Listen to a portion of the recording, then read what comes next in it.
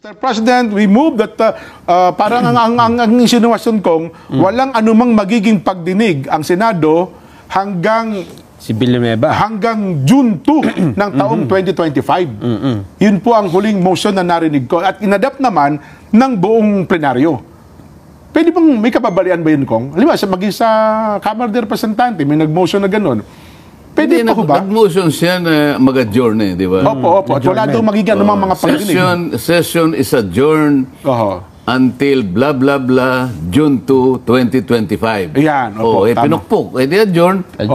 Ano pang pag-uusapan? Break na. Hindi kasi ang insinuasyon ngayon, Kong, para bagang pwedeng magpatawag special session ba yun? Kung ipatatawag daw po o hihilingin para iproseso at mapasimulan ang proceedings ng impeachment? Nagmumula kasi yung argumento na yan dito sa House of Representatives na Tama binabanggit nila, nasa saligang batas, kapag ka na-transmit yung impeachment complaint sa kanila ng House of Representatives, kinakailangan madaliin. Proceed forthwith. To proceed forthwith. Yung forthwith daw po, yun ang Ang ibig daw sabihin ng proceed forthwith, immediately. Immediately. Agad-agad. Hindi ganun ang translation nun. Maski halimbawa pinag-uusapan lang translation nun. Hindi naman pag sinabing forthwith immediately. Ang ibig lang sabihin may kasiguruhan. Pero hindi sinasabing immediate, di ba? Ngayon, isang pananaw 'yun. Pero ang sabi naman nung Senate President, na-adjourn na kami. Opo. Kayo naman kanya, tinulugan ninyo kanya yung unang tatlo. Ipinail yan, December 2024, natulog kayo. Pagkatapos yung isang minadali nyo, itinransmit nyo kanya, nung papatapos na ilang minuto lang, magsasara na tayo. Ano mga gusto nyo sabihin, kami pagmamadali nyo kayo, natulog kayo ng 2 buwan. Yun nga, tama yun naman ang sinasabi niya. Opo. Pero, hindi yun ang issue Okay. Ang issue, sabi niya, paano? Wala nang session, lahat naman ang gagawin namin, kinakailangan merong plenary action. Ayun nga. Halimbawa, kanya, dito kanya gagawin namin yung, may gagawa pa ng aming impeachment rules. At pagkatapos, papapanumpain namin itong mga kasama namin dito because we will convert ourselves into an impeachment court. So susumpa kami. Lahat ng ito kanya hinihingi ang isang plenary action. Okay. So naka-recess tayo. Paano gagawin mo? So kailangan tayo magsimula ng June 2. Sabi niya gano'n. Ngayon, ang magiging problema dyan, nagsimula ka ng June 2, kaya mo bang tapusin? Ayun na nga po, Kong. Before sayang mo sa magpalit. gusto, hindi mo matatapos kasi kung ang pagbabasihan, yung 2 impeachment na nakaraan, impeachment ni dating Pangulong Joseph Estrada at impeachment ni Justice Corona. Opo. Halos 2 buwan ang kanilang ginugol dyan. Preparation pa lang ata yun, Kong, ano? Hindi, hanggang sa umabot sa conviction. Ngayon, kung mo pinag-uusapan natin, June 2 to June 30, aalisin, ididiskwento mo pa dyan yung panahon na bibigyan mo ng karapatang sumagot ang ini-impeach o ang na-impeach, di ba? So talagang sa tingin ko hindi talaga matatapos. So magiging tanong diyan, magiging issue.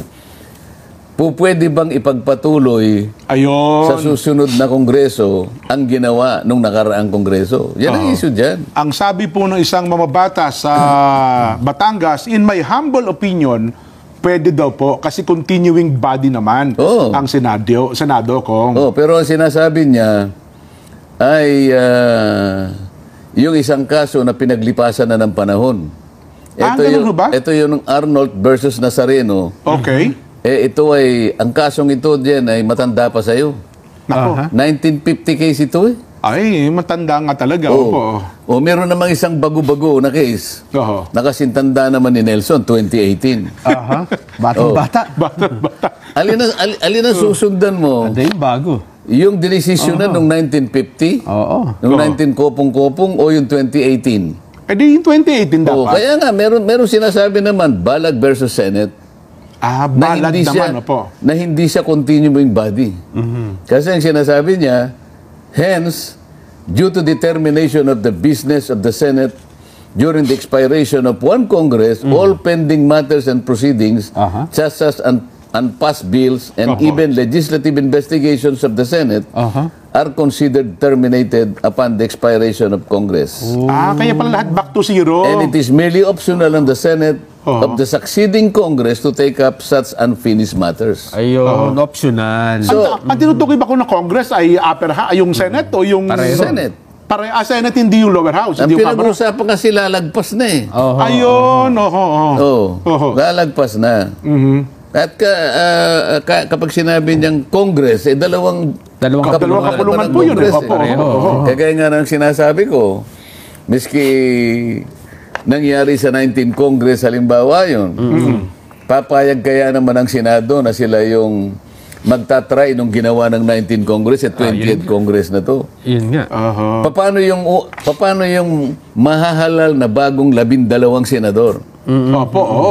Sasabihin ba nila na kami pong 12, nakahanda po kaming tanggapin yan kahit nanggaling pa po sa sumunod na Kongreso? Halimbawang nandun ka sa 12 na yun, Kong. At yun ang naging tanong. Kung ako, hindi ako papayag. Ganun ho ba? Paano kung tatanggapin niyan wala akong kinalamanan kahit siya? Di ba?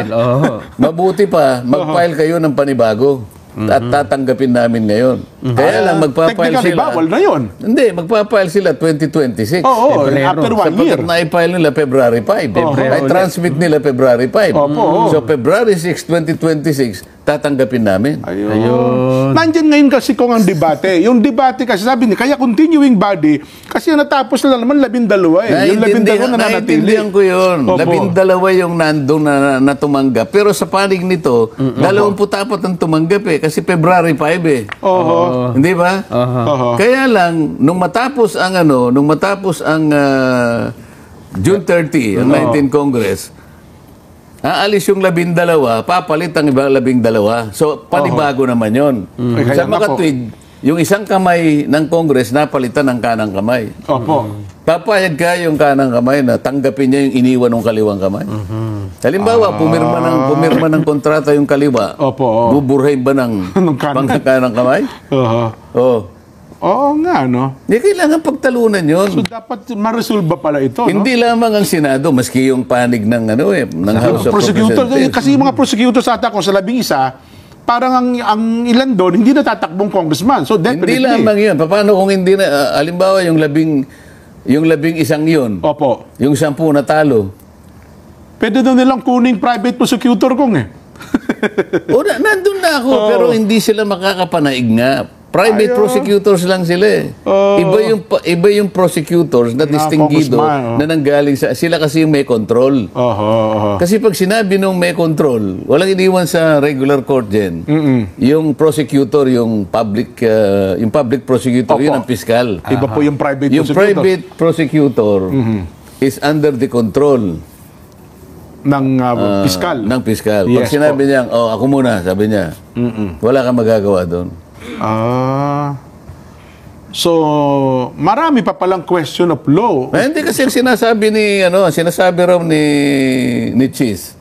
Ay, pwede namang because ang nag-adjourn lang is the legislative function. Yun naman, yung punto na lang yun. Saan ba ginaganap yun kundi sa legislature? Yung bang impeachment nanggaling sa palengke? Hindi po. Galing po sa Kamara de Representante.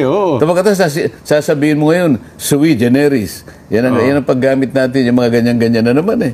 Sana man lang, yung impeachment ay galing lang doon sa South Lounge namin. Walang kinalaman ng plenaryo. Ang buong plenaryo. Ang dami naming lounge eh. Tama yung po. South Lounge, yung North Lounge. Meron pa pang ngayong special lounge doon sa may second floor. May lounge pa ng paninigarilyo. Sana doon ang galing yung impeachment complaint.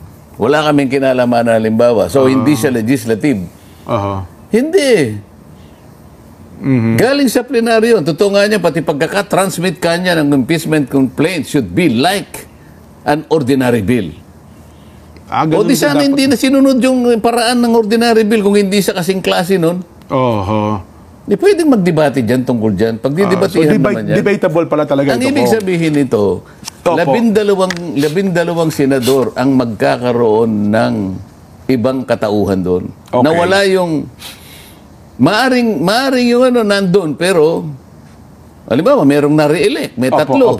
O pero may bagong halimbawa, Bagong pasok na bagong pasok na siyam. Oo. O palagay mo, 6. Basta merong 6 na bago. Oo. So, ibig sabihin ba, i-adapt din ng bagong kongreso yung impeachment complaint na dinala sa Senado? Kasi bagong komposisyon na po yun. Kaya nga yung tanong, tatanggapin ba nung bagong Senado, na ang pangalan niya ay 20th Congress, yung kagagawan ng 19th Congress. Na inumpisahan din ng 19th Senate. So kung may tanong sa Kamara, may tanong din sa Senado, paano re-resolvehin ito kung? Halimbawa kahit isa lang. Sabi ni Mr. President, I am not part of that impeachment complaint. As far as I am concerned, that was the handiwork of the last Congress. I am now a member of the 20th Congress, and I believe a new impeachment must be submitted to us. But that will happen only 1 year later. 2026 na. Oo nga. Kasi kung isa kayo sa mga senator judges, kung yun ang ipupunto ninyo, di ba? Magiging senator judges kaya kayo. nga gagawin nila, kailangan daw 12-0 para yung mawawala ngayon at nangangandidato, yun ang babalik, kaya parehong Congress, pareho rin yung senador. Ganun ba? Ganun ang kanilang gusto mangyari, kaya 12-0 dapat. Nako. Mukhang malabong mangyari yung pag nagkaganon. May bagong statement si Senate President Chis Escudero Ano sabi? Ngayon lang niya sinabi. Sabi niya, most likely when the new Congress already enters into its function, that means after SONA. So I think SONA is on July 21. So trial will commence after that date. After SONA? After SONA. So ang ibig niya sabihin, tatanggapin yung complaint Ng bago. na hindi. Ng bagong Congress. Hindi. Oo nga, para sa kanya, tatanggapin ng bagong ng ganun lang kasimple. Hindi niya kinu-qualify na merong maring magbago. Na maring may 5 o 6 hanggang 7 na bago na magko-constitute ng bagong Senado. Ayun nga, mangyayari. Nako. So, kaya ako, Nelson, Kong, ako parang pakiramdam ko, personal feeling ko lang, Kong, technically, kahit na isa pa yung may impeachment kay BP Inday, parang technically, parang wala din Ewan ko po kung Kasi maraming... Kasi ang daming question at saka nakabitin. di ba hindi umusad nga ito Kasi nga hindi matatapos ng June 30. Ayun na nga po, Kong. Ang 19th Congress, ang buhay niya hanggang June 30 lang. Yun na nga po. June 30, noon. 12:01. Iba na. Iba na composition. Hindi na, 20th Congress na yun. At saka maghahalal po ng bagong Senate President, hindi ba? Saka Speaker. Akala ba ni Chis, siya pa yung Senate President? Oo nga, paano yung Speaker ang naging Senate President iba na, pwede niya sabihin, ay, hindi namin pakikialaman yan. Okay naman, ang naging Speaker, halimbawa next election si dating Pangulong Gloria Macapaglaro, halimbawa na. Sabihin niya. Di ba? Alisin na natin yan. Di ba? Wini-withdraw na yan. Hindi, yung Senate President na sinasabi ko. Ang importante, Senate President. Kasi nakalagpas sa Kamara. Nakalabas na Nakapile sa sabihin niya. Ang bola kasi, na-shoot na sa Nasa Senado na sino ang Senate President? Yun ang magpapasya. Sabihin niya, ay hindi naman sa amin to, pinail Di ba bago na? Di ba bago na kami? Pero yung punto na Kong, special session, sapagkat sabi nila pwedeng ipatawag anytime daw ng Senado para dinggin kahit hindi pa June 30. Para mag-convene. Makakawala pa ba si President Bongbong sa una niyang opinion? Wala ka niyang kakwenta-kwenta yan.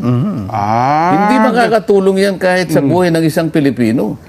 Kapag nagtawag siya ng special session, tinatalikuran niya yung una niyang opinion. Palagay mo ba, babaguhin ng isang Pangulo ang kanyang naunang opinion, Jen? Ang pwede lang hubang magpatawag ng special session ay ang Pangulo?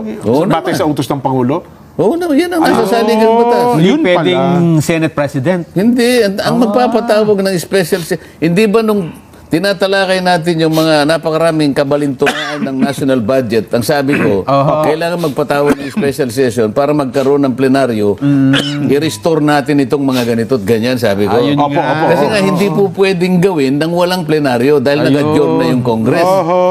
Naalala ninyo? Tama po, nasa kapangyarihan. Ngayon, ito, ang sabi ni Chief Justice, kaibigan ni Nelson, kailangan pwede naman daw magpatawag. Palagay mo. Pero may naunang pahayag ang Pangulo. Wala kanyang kakwenta-kwenta yung bagay na pinag-iisipan nyo na yan. Tapos siya pa Saan kanya magpapatawag. pupunta yan? Para saan yan? It's a storm in a teacup. Oo, di ba? Well, What is a storm in the teapot?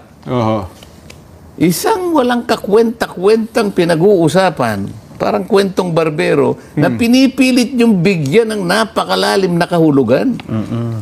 ako naman ko, ang naisip ko lang kasi... Salita niya yun, ha? Pangulo ng Republika. Ibig mo sabihin, tatalikuran niya yun, babaguhin niya yung opinion. Hindi ako naniniwala ang gagawin niya yun. Kasi ang salita Sinabi ng- niya, walang kwenta yan. Ang salita ng hari ay hari, no? Oo, ngayon, dapat yun mapapapressure ako dyan sa ano. Sinabi ko na, yan, ang pagkakataon.